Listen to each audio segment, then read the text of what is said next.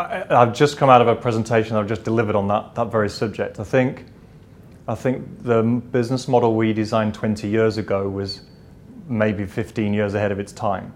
And that's not kind of bigging us up, but the kind of platform economy that is growing now, very much lends itself to the space that we've been in for some time. I think the expectations of people in the workplace are changing, and the innovation and the big investment in automation and robotics and all of that kind of innovation is really putting us in a position where we have to deliver something different to workers in terms of their expectations. But I also think that lends itself well to trying to fill in the gap that automation is potentially going to leave behind.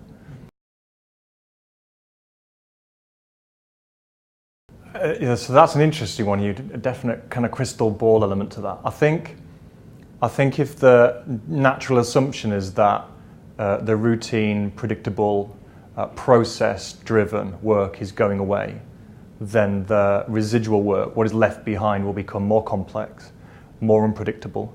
I think it will require a higher degree of critical thinking and decision-making within the people delivering that work.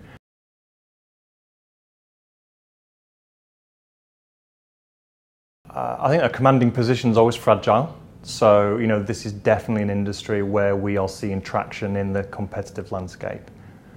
My view is we've been doing this 20 years. And across that 20 years, we've made a lot of mistakes. The great thing is all of our clients today are benefiting from the mistakes we made maybe 15 years ago or 10 years ago. So that we think one thing. Number two, from our perspective, is that this is all we do. We haven't built a traditional customer contact management estate and then sent our people home. We've built a technology platform that's allowing us to link a really diverse portfolio of customers and brands with a network of home-based agents who are kind of in charge of their own destiny. And I think the fact that that is all we do and we've become very proficient at it has put us in a market-leading position. I also think that will help protect that market-leading position. As newcomers come into the market, they're going to make the same mistakes that we did. The good thing is we've got the benefit of hindsight and hopefully watch them doing it.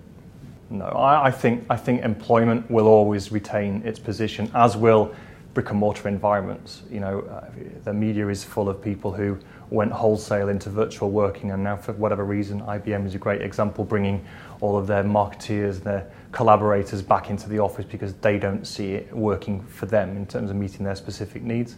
I think there will always be a place where some people will work in a physical room all the time, and then there will always be people who are employed.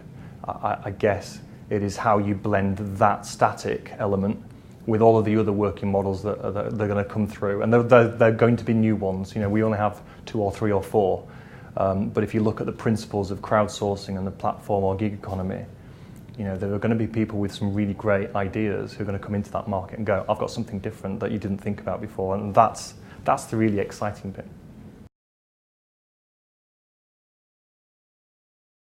A different way of working from a legacy point of view, but also different expectations.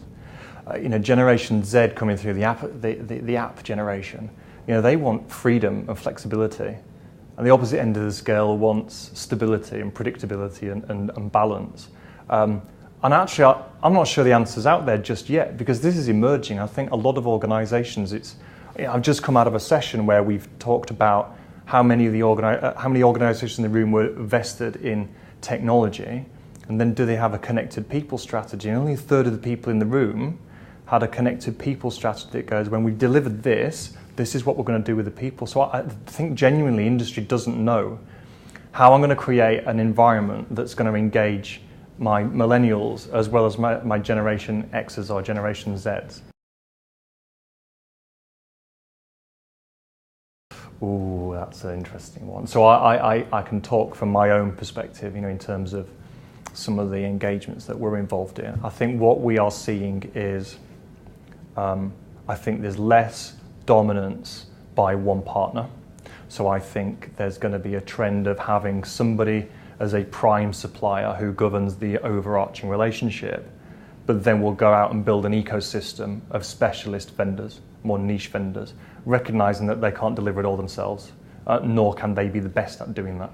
So I think the deals themselves will become more fragmented, and a lot more collaboration with several partners rather than just dominated by one. So I guess that's one element. I think the other element is that those engagements are going to become shorter. So the kind of 10-year massive investment deal that takes 7 years to actually produce any kind of return for anybody, I think those are gone. And that's purely because the pace of change in terms of the organisations that we're dealing with, if they're at such a rapid pace of transformation themselves, then a contract written 3 years ago probably can't accommodate those changes and those demands on the relationship. So I think it'll be shorter term contracts with much more freedom to change depending on the focus of the business.